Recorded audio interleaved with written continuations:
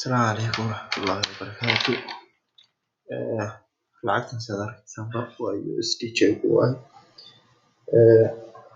waxaan joognaa 30 minutka, sidoo kale 1 hourka waad ka arki kartaa levelinkan aan sameynay.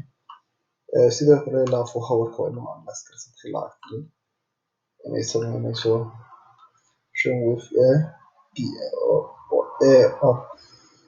ama waa 1 wave 1 ama waa A.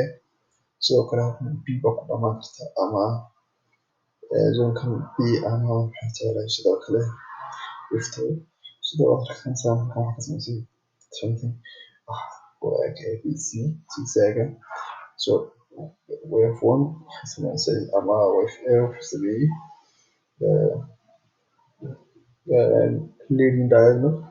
sidoo kale halka B ay sameysay A iyo B iyo C oo ay tahay inay sameynayso flat circular flat.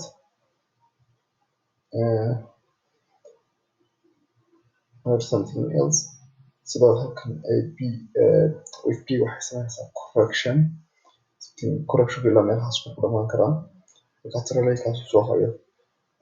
trendlineka markii gaadho insha Allah waxaan sugaynaa inay lacagtan ilaa halkaas timaado kadibna ay kor u socoto oo aynu ka raadsano buy opportunity insha Allah. update aan soo sii doonaa sidaas iyo nabadgelyo.